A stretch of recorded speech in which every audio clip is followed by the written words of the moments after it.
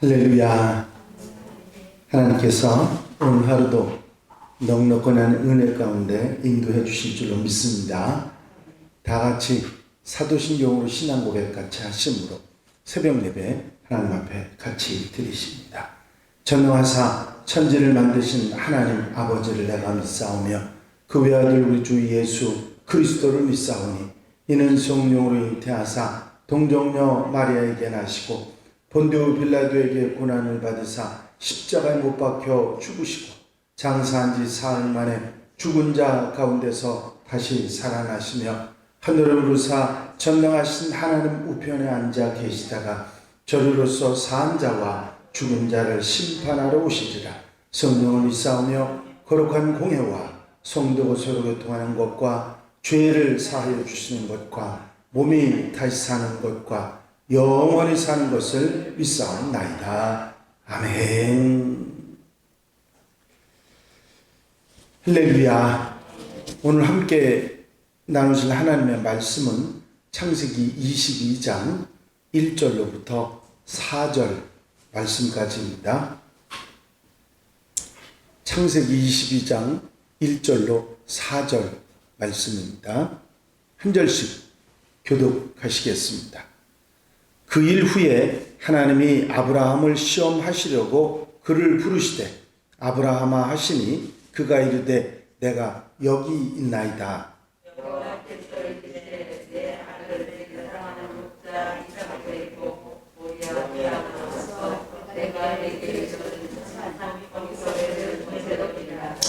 아브라함이 아침에 일찍 일어나 나귀의 안장을 지우고 두 종과 그의 아들 이삭을 데리고 번제에 쓸 나무를 쪼개어 가지고 떠나 하나님이 자기에게 일러주신 곳으로 가더니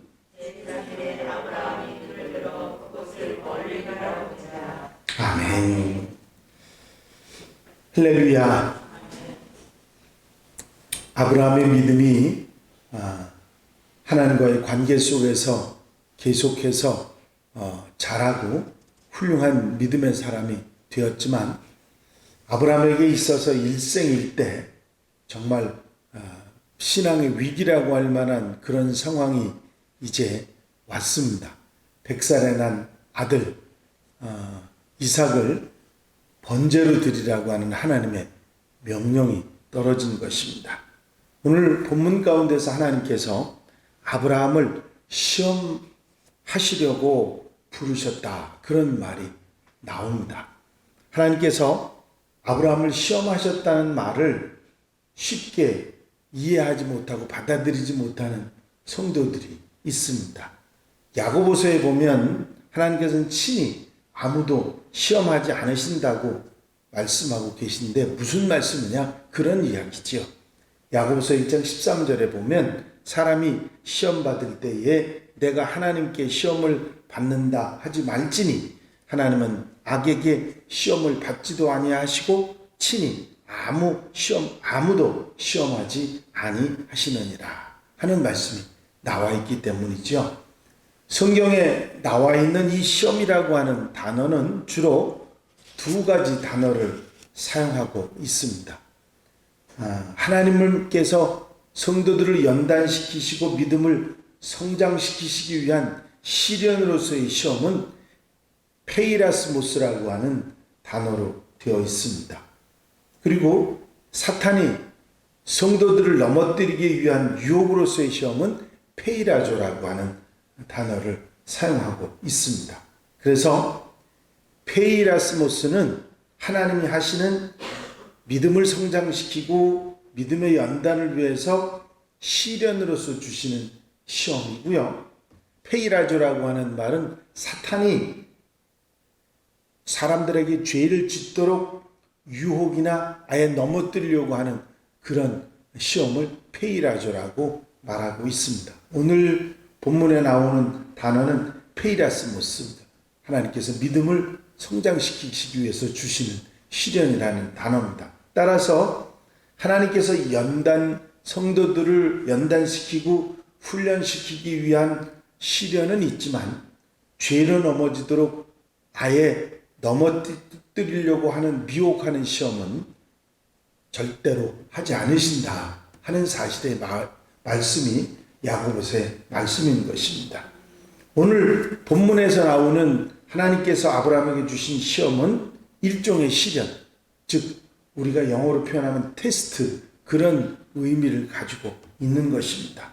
설사 미혹의 시험을 당한다 하더라도 하나님께서는 피할 길을 주시고 감당하지 못할 시험 당함을 허락하지 않는 그런 분입니다. 고린도전서 10장 13절에 있는 말씀이죠. 사람이 감당할 시험 밖에는 너희가 당한 것이 없나니 오직 하나님은 미쁘사 너희가 감당하지 못할 시험 당함을 허락하지 아니하시고 시험 당할 즈음에 또한 피할 길을 내사 너희로 능히 감당하게 하시느니라. 여기서 사람이 감당할 시험에 나오는 그 시험은 페이라죠. 입니다. 사탄이 넘어뜨리려고 하는 시험이죠. 그 시험을 하나님께서는 그 시험 당할 쯤에 피할 길을 주시든지 시험 당함을 허락하지 않으신다. 그렇게 말씀하고 있는 것입니다. 아브라함과 사라의 믿음은 하나님의 은혜 안에서 여러 가지 체험들을 통해서 이제 많이 자라왔다는 사실을 우리가 알 수 있었고, 또 이제 하나님의 이런 시험을 통과할 수 있을 만큼 자랐다고 그렇게 생각하셨던 것 같습니다. 만약에 아브라함이 이 이삭을 번제로 드리라는 시험을 통과하지 못했을 때, 순종하지 못했을 때 그 결과가 어떻게 나타났을까 하고 미리 짐작을 해보면 이스라엘 백성들이 40년 동안 광야를 지나게 된 원인은 바로 가나안 땅을 눈앞에 두고 정탐꾼들의 말들을 듣고 하나님의 말씀을 믿지 않았던 믿음의 테스트를 통과하지 못했기 때문에 40년 동안 다시 돌지 않았습니까? 아브라함도 틀림없이 순종할 때까지 그 믿음을 다시 키우셨을 것이라 그렇게 짐작이 됩니다. 그런데 아브라함 이 하나님의 테스트를 잘 통과를 했죠. 우리는 우리에게도 역시 아브라함에게 이런 테스트를 하신 하나님께서 우리에게 하시지 않는다 그렇게 절대로 생각할 수 없습니다. 그렇기 때문에 이 하나님의 테스트를 잘 통과해서 아브라함의 복을 누리는 하나님의 백성들이 되어야 될 줄로 믿습니다. 아브라함아 하고 부르시는 하나님의 음성에 아브라함은 즉각 응답을 합니다. 아브라함아 하시니 그가 이르되 내가 여기 있나이다. 갑작스러운 하나님의 부르심에도 아브라함은 즉각 응답을 합니다. 내가 여기 있나이다. 이는 아브라함이 영적으로 깨어 있어서 하나님의 부르심을 항상 들을 만한 그런 준비가 되어 있었다 하는 것을 말하는 것이죠. 하나님의 부르심이 있으면 어느 때라도 이 하나님의 부르심이라는 걸 깨닫고 내가 여기 있나이다 말할 수 있는 성도들이 되어야 될 줄 믿습니다. 그리고 하나님께서는 모리아 땅 한 산으로 가서 이삭을 번제로 드리라는 말씀을 하시죠. 모리아 땅으로 가서 한 산 거기서, 모리아 땅은 아브라함이 지금 현재 살고 있는 부엘세바에서 걸어서 3일 가야 하는 그런 거리가 뚝 떨어진 그런 곳입니다. 성경에서 언급되는 곳은 역대하 3장 1절에서 나오는 솔로몬이 그 성전을 건축한 그런 장소입니다. 역대하 3장 1절에 보면 솔로몬이 예루살렘 모리아 산에 여호와의 전 건축하기를 시작하니 그곳은 전에 여호와께서 그의 아버지 다윗에게 나타나신 곳이요 여부스 사람 오르난의 타작마당에 다윗이 정한 곳이라. 또 어떤 학자들은 이 모리아 땅의 한 산이 곧 솔로몬 성전산이라고 볼 수 없다고 주장을 하고, 그렇다면 나무가 흔한 성전산에 나무를 준비해 갈 필요가 없다는 주장을 하는 사람들도 있기는 합니다. 하지만 많은 학자들이 이 모리아 땅의 한 산은 역대하 3장 1절에 성전산임을 다 받아들이고 그렇게 생각하고 있습니다. 아브라함은 하나님의 지시대로 남쪽 자기가 살고 있던 브엘세바로부터 3일 길을 걸어서 후에 지어진 예루살렘의 솔로몬 성전이 있는 산, 지금 현재 예루살렘의 성전산을 표현하는 것이죠. 성전산에서 이삭을 번제로 드리려고 했던 것입니다. 내 아들, 내 사랑하는 독자 이삭을 번제로 드리라. 아브라함이 이삭을 어떻게 생각하는지를 너무 잘 알고 계시는 하나님께서 내 아들, 내 사랑하는 독자 이삭을, 이런 이삭에 대한 표현은 아브라함에게 대해서 이삭은 생명과도 바꿀 수 없는 모든 희망, 존재의 이유, 그 모든 것을 다 아시고 계시다는 것을 우리는 알게 됩니다. 그러면서 그를 죽여서 배를 갈라 피를 빼고 그 살을 쳐면서 불에 태워서 번제로 드리라고 하신 것입니다. 하나님의 연단은 정말 이해가 되지 않을 정도로 가혹한 그런 경우가 있다는 사실을 이 아브라함의 사건을 통해서 알 수가 있는 것이죠. 아침에 일찍이 일어나서 아브라함은 3일 길을 걸어갑니다. 아마 여러분들 생각할 때 아침에 일어나서 바로 그런 일이 그냥 바로 번제로 드리는 일이 있다면 고통이 덜했을 텐데 3일 길을 걸으면서 그 고통을 당했다고 여러분들 한번 생각해 보십시오. 아브라함의 아침이 일찍 일어나 나귀의 안장을 지우고 두 종과 그의 아들 이삭을 데리고 번제에 쓸 나무를 쪼개어 가지고 떠나 하나님이 자기에게 일러주신 곳으로 가더니, 이삭을 잃어버려야 된다는 그런 슬픔, 하나님과의 약속에 대한 상한 마음에 한밤을 꼴딱 지새웠을 아브라함은 날이 밝자 하나님의 명령을 즉각 실천합니다. 이처럼 모든 순종은 모든 열악하고 부정적인 환경을 바라보지 않고 그 명하신 하나님만을 바라볼 때 가능해지는 것입니다. 나귀에게 안장을 지우고 번제에 쓸 나무를 준비하고 침착하게 세밀하게 하나도 흐트러짐 없이 번제를 준비하는 아브라함의 모습에서 아브라함의 순종의 모습을 우리는 보게 됩니다. 정말 우리는 이렇게 할 수 있을까? 아브라함의 이런 순종이 어떻게 가능했을까?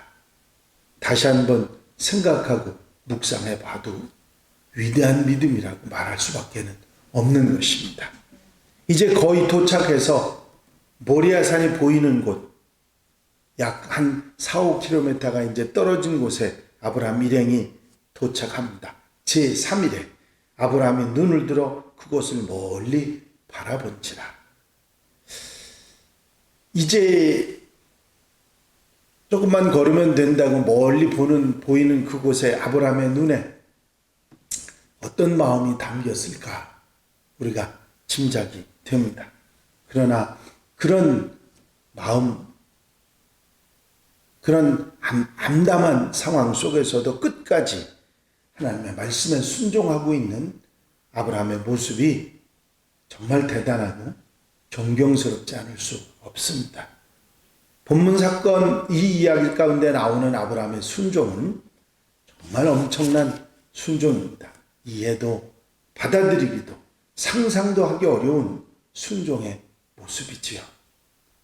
하나님께서 왜 아브라함을 축복의 조상으로 복의 근원으로 선택하셨는지 그 이유를 이 모습 가운데 우리는 짐작해낼 수가 있는 것이죠.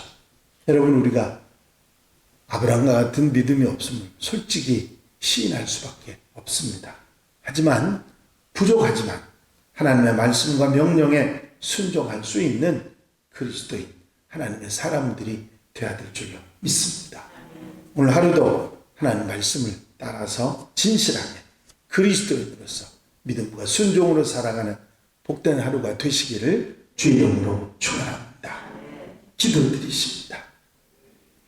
사랑과 은혜가 한량없이 많으신 아버지 하나님, 아브라함의 이 순종이 어떤 순종인지를 다시 한번 깨닫고 책임질할 수 있도록 인도하신 주의 은혜를 감사를 드립니다. 솔직히 우리에게 이런 믿음이 없음을 우리가 분명히 인식하고 얼마나 귀한 믿음이 아브라함의 믿음이었는지, 그리고 그가 하나님의 선택된 믿음의 조상이 될 수 있었던 이유가 무엇이고 또 하나님께서 그 아브라함을 선택하셨던 이유가 무엇인지를 깨닫게 하시니 감사를 드립니다. 부족하지만 우리의 믿음도 주님께서 자라게 하셔서 믿음의 사람, 믿음의 믿음을 더하는 하나님의 사람으로 믿음과 순종으로 살아갈 수 있는 아브라함의 후손들이 되게 하여 주시옵소서. 이 한 달의 삶을 온전히 주님께 맡겨드립니다. 친히 주장하시고 인도해 주셔서 아브라함의 믿음으로 순종으로 살아가는 하나님의 백성들 되게 하옵소서. 오늘 거룩하고 복된 날 사랑하는 성도들이 한 마음으로 주께 찾아 나오게 하시고 마음과 뜻과 정성을 다해 예배하며 하나님과 더불어 함께 살아가는 복된 날 되게 하옵소서. 허락하시고 인도해 주실 줄로 믿사옵고 예수 그리스도의 이름으로 기도하옵나이다. 아멘.